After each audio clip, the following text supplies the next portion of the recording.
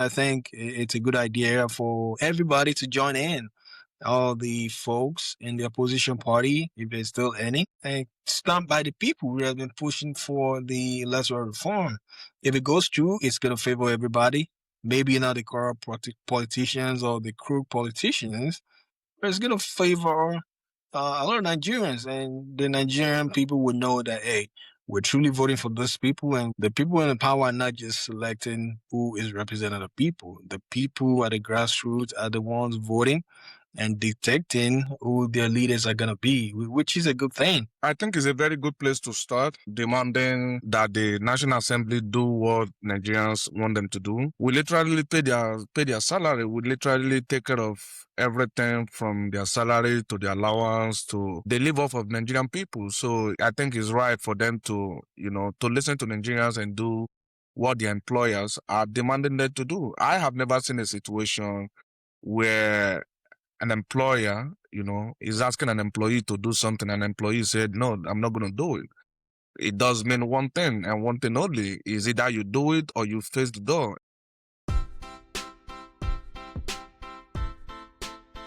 Hello, everyone. Welcome to the Y&E podcast. Thank you for joining us. And if you haven't subscribed, please go ahead and hit the subscribe button. Engage with us in the comment section. And don't forget to like and follow us as well on all of our other social media platforms. So we're discussing the protest that happened today at the Nigerian National Assembly in Abuja. And it looks like a couple of people showed up. The people are starting to gather some momentum and to demand what is right from the folks in the Senate that give us this one thing. This is one thing we're asking you to do. You failed us in providing 24 our power supply. You failed us on security. Give us these electoral reform. It's a good starting point. And it looked like Peter Obi showed up at the protest as well today. I saw some pictures and some videos from the event. I think it's a good idea for everybody to join in. All the folks in the opposition party, if there's still any, they need to rise to the occasion, rise to the challenge, and show up and stand by the people who have been pushing for the electoral reform. If it goes through, it's going to favor everybody. Maybe not the corrupt politicians or the crook politicians, but it's going to favor a lot of Nigerians, and the Nigerian people would know that, hey, we're truly voting for those people, and the people in power are not just selecting who is representing the people. The people at the grassroots are the ones voting and dictating who their leaders are going to be, which is a good thing. I think it's a very good place to start, demanding that the National Assembly do what Nigerians want them to do. We literally pay their salary. We literally take care of everything from their salary to their allowance to they live off of Nigerian people. So I think it's right for them to, to listen to Nigerians and do what the employers are demanding them to do. I have never seen a situation where an employer, is asking an employee to do something, and an employee said, no, I'm not going to do it.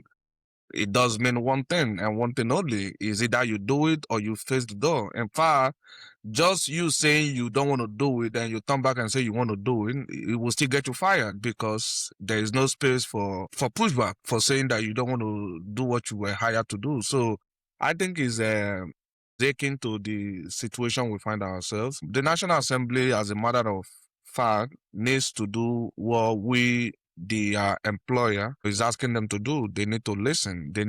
What they're asking them to do is make it mandatory for INEC to, to transmit the polling unit result after collation, the polling unit result, to transmit it after all the parties involved or all the stakeholders have signed off on the Form EC8, and let them transmit it to the server. There is no reason why INEC officials should be transporting, voting materials or voters card or votes, from let's say a village in a Kwara state to maybe Central Collation Center, because during the course of that transportation, a lot of things will happen. There will be a lot of changes to the vote. There will be a lot of addition to the vote. There will be a lot of subtraction to the vote.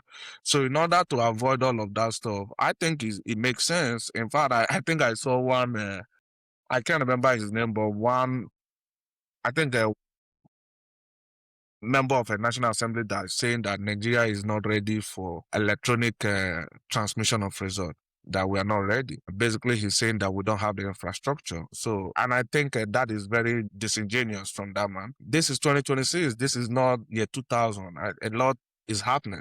Now, you can send money to somebody within 5 seconds, within a minute.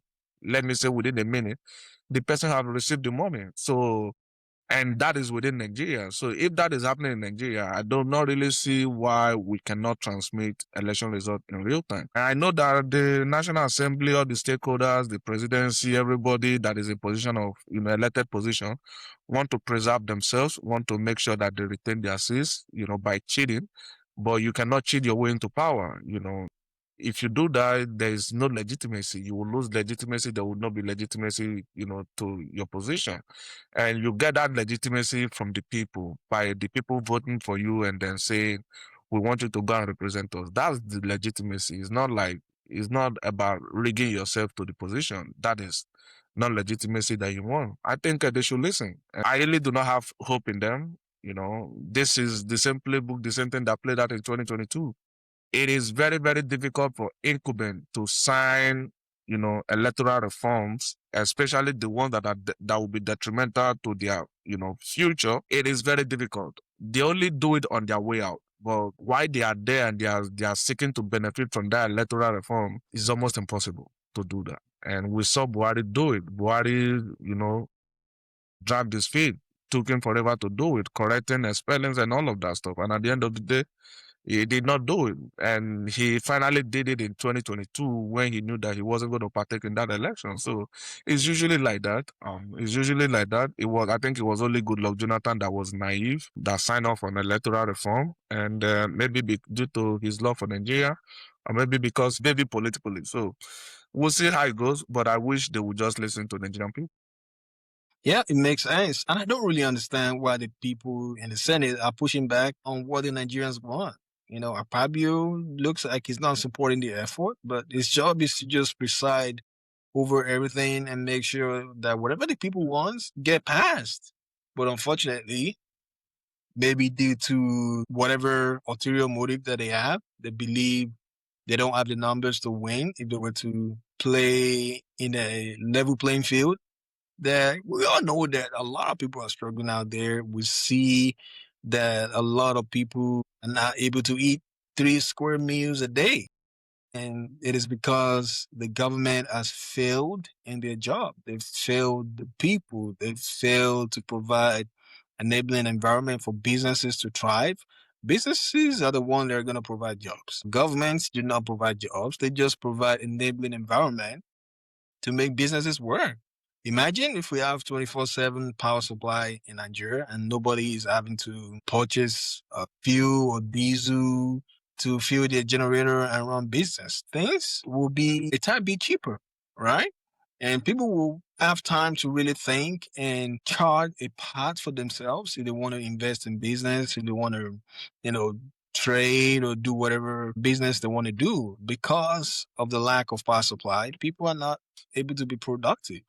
And even if you have a thriving business, you can make more money running on utility other than paying money to fuel your generator, paying to look for an alternative means of power. A lot of Nigerians are now turning to solar, even though solar is still a little bit expensive. People are turning to it in order to at least keep their consumables refrigerated, or prevent them from getting destroyed because of lack of 24/7 power supply. And in most places, we know some have constant electricity, some don't, some are being rationed, some don't. And it's just unfortunate that this is something in year 2026 that should be made available to everybody. It should be made available to everybody. And then talking about security, they failed the people over and over and over and over again.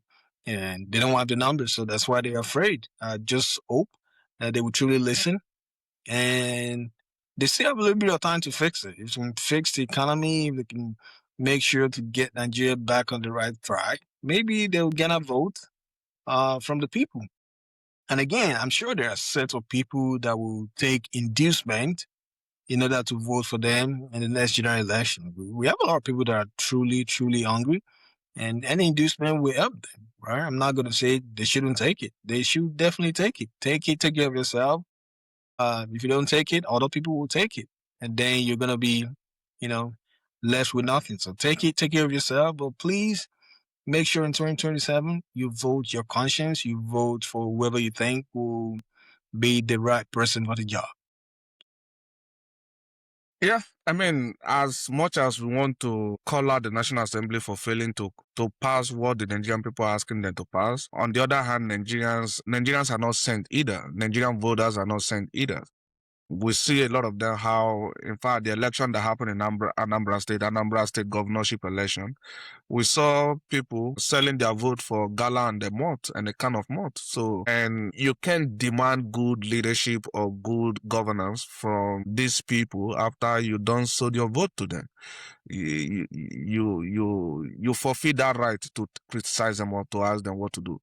So, as much as we want to criticize the National Assembly at Fabio and his boys, I think Nigerian people should vote, in the next election. I think we should better, we should vote better, vote with our conscience, vote and, have the future in mind, not just trying to solve our immediate problem of hunger, but we should look 4, 5, 6 years down the road. If we still want to retain that power to criticize them and ask them and tell them what to do, I think we shouldn't be selling our votes. And these people have really studied Nigerian voters to understand that regardless, so long there is no electronic transmission of result, they will always have their way. There is always somebody that is ready to compromise. There is always somebody that is ready to play ball, and they know it. My advice to Nigerian people is to vote your conscience. Make sure if you want to still have that power, to criticize your elected officials, to sign petition to recall your elected official, make sure you vote without inducement. Do not allow them to induce you. We know we are hungry. A lot of us, maybe we are, maybe one month pay away from being homeless or being kicked out of our apartment. But I mean, if you just want to take 5,000 naira, 2,000 naira, just to take care of your immediate need, and what will happen? Because I'm very sure that 2,000 naira will not last you more than 2 days or 3 days. So then, what happens? For the rest of their tenure. So make sure you vote your conscience. Make sure you vote for the betterment of Nigeria. Make sure you vote for the betterment of of your life and that of your children. And then desist from allowing these people to use you to rig their way into power, because a lot of them, after they get into that power, they don't even know you again. A lot of them they spend all their time in Abuja, especially the ones in the National Assembly. They spend all their time in Abuja and abroad, that they don't even know you. The next time they will come and see you again will be another election cycle. So maybe you should really think about it and then vote accordingly. I'm not going to tell you not to say your vote, but if you say your vote, you lose that right to be able to criticize them and the right to tell them what to do. So let us know what you think about the ongoing issue with the National Assembly refusing to sign into law the electronic, the real-time electronic transmission of result instead of the transfer, or instead of giving INEC options to either, transmit or to manually do it. So let us know what you think, and we'll be happy to engage you in the comment section.